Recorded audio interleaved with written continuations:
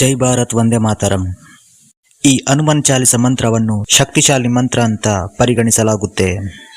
ಈ ಮಂತ್ರ ಪಠಿಸಿದರೆ ದೇವರ ಕೃಪೆ ಅವರ ಮೇಲೆ ಇರುತ್ತೆ, ಕಷ್ಟಗಳು ದೂರವಾಗುತ್ತೆ, ದೇವರು ಯಾವುದೋ ಒಂದು ರೂಪದಲ್ಲಿ ಸಹಾಯ ಮಾಡುತ್ತಾರೆಂಬ ನಂಬಿಕೆ.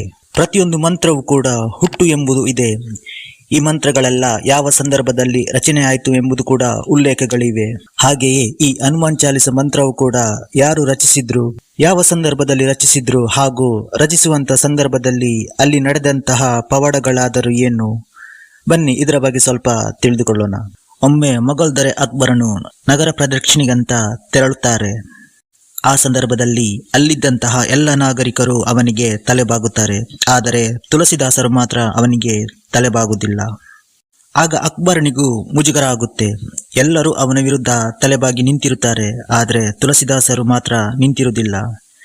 ಇದು ಅವನ ಮನದಲ್ಲಿ ಕೋಪ ಉಂಟು ಮಾಡುತ್ತದೆ. ಅವರನ್ನು ಸೆರೆ ಹಿಡಿದು ಅಕ್ಬರನ ಆಸ್ಥಾನಕ್ಕೆ ಕರೆದುಕೊಂಡು ಬರ್ತಾರೆ. ಆಗ ಅಕ್ಬರನು ಅವರ ಬಳಿ ಒಂದು ಕ್ವಶನ್ ಕೇಳುತ್ತಾನೆ, ನೀವು ಯಾಕೆ ತಲೆಬಾಗಲಿಲ್ಲ ಅಂತ. ಅದಕ್ಕೆ ತುಳಸಿದಾಸರು ಕೂಡ ಉತ್ತರ ಕೊಡ್ತಾರೆ, ನಾನು ತಲೆಬಾಗುವುದು ಕೇವಲ ದೇವರಿಗೆ ಮಾತ್ರ. ನಾನು ಶ್ರೀರಾಮ ಭಕ್ತ, ಶ್ರೀರಾಮ ದೇವರಿಗೆ ಮಾತ್ರ ನಾನು ತಲೆಬಾಗುತ್ತೇನೆ, ಬೇರೆ ಯಾರಿಗೂ ಕೂಡ ನಾನು ತಲೆಬಾಗುವುದಿಲ್ಲ ಅಂತ ಹೇಳಿದ್ರು. ಇದರಿಂದ ಕೋಪಗೊಂಡಂತಹ ಅಕ್ಬರನು ಅವರನ್ನು ಸೆರೆವಾಸಕ್ಕೆ ತಳ್ಳುತ್ತಾನೆ. ನೀನು ಶ್ರೀರಾಮ ದೇವರ ಅಷ್ಟು ದೊಡ್ಡ ಭಕ್ತನ ನೀನು, ಹಾಗಾದ್ರೆ ದೇವರ ಪವಾಡವನ್ನು ನೀವು ತೋರಿಸುವಂತ ಅಕ್ಬರನು ತುಳಸಿದಾಸರಿಗೆ ಹೇಳುತ್ತಾರೆ. ಅವರು ಸೆರೆವಾಸದಲ್ಲಿರುವಾಗ ಒಂದೊಂದು ದಿನಲೂ ಒಂದೊಂದು ಮಂತ್ರವನ್ನು ರಚಿಸುತ್ತಾರೆ. ಒಟ್ಟು 40 ದಿನ ಅವರು ಸೆರೆವಾಸದಲ್ಲಿರುತ್ತಾರೆ. 40 ದಿನಗಳಲ್ಲಿ ಈ 40 ಮಂತ್ರವನ್ನು ರಚಿಸಿದ್ದಾರೆ. ಒಂದು ದಿನಕ್ಕೆ ಒಂದು ಮಂತ್ರ ತರ, 40 ದಿನಕ್ಕೆ 40 ಮಂತ್ರ.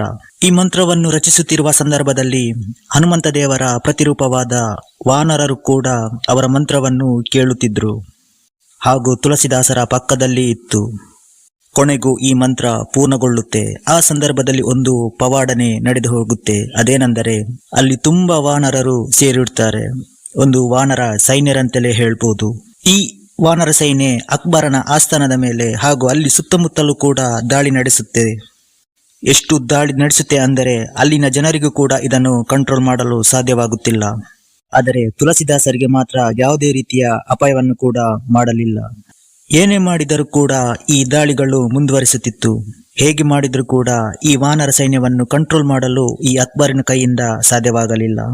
ಕೊನೆಗೂ ಅಕ್ಬರನಿಗೂ ಮನವರಿಕೆ ಆಗುತ್ತೆ. ಅದೇನೆಂದರೆ ತುಳಸಿದಾಸರಿಗೆ ನಾನು ಈ ರೀತಿ ಮಾಡಿದೆ, ಅದರಿಂದ ಸ್ವತಃ ದೇವರೇ ನಮ್ಮ ವಿರುದ್ಧ ದಾಳಿ ನಡೆಸುತ್ತಿದ್ದಾರೆ ಅಂತ. ಕೊನೆಗೂ ತುಳಸಿದಾಸರನ್ನು ಬಿಡುಗಡೆಗೊಳಿಸುತ್ತಾನೆ. ತುಳಸಿದಾಸರ ಭಕ್ತಿಯನ್ನು ಕೂಡ ಅಕ್ಬರನು ಕೊಂಡಾಡುತ್ತಾನೆ. ಅವರ ಬಳಿಯೂ ಕ್ಷಮೆಯೂ ಕೂಡ ಕೇಳುತ್ತಾನೆ. ಈ ಹನುಮಾನ್ ಚಾಲಿಸ ರಚಿಸುವ ಸಂದರ್ಭದಲ್ಲಿ ತುಳಸಿದಾಸರಿಗೆ ಸ್ವತಃ ಹನುಮಾನ್ ದೇವರೇ ಒಂದು ದರ್ಶನ ನೀಡಿದ್ರು ಅಂತ ಉಲ್ಲೇಖನೂ ಕೂಡ ಇದೆ. ಈ ಘಟನೆ ನಡೆದ ನಂತರ ತುಳಸಿದಾಸರಿಗೂ ಅಕ್ಬರನು ಯಾವುದೇ ರೀತಿಯ ತೊಂದರೆ ಕೊಡಲ್ಲ. ನಂತರ ಅವರಿಬ್ಬರು ಆತ್ಮೀಯರಾಗುತ್ತಾರೆ. ಇದು ಒಂಥರ ದೇವರ ಪವಾಡ ಅಂತಲೇ ಹೇಳ್ಬೋದು. ಇನ್ನು ಸಾಮಾನ್ಯ ಜನರ ಭಕ್ತಿಯಲ್ಲೂ ಕೂಡ ಹಾಗೆ ದೇವರು ಯಾವುದೋ ಒಂದು ರೂಪದಲ್ಲಿ ಬಂದು ಸಹಾಯ ಮಾಡುತ್ತಾರೆ.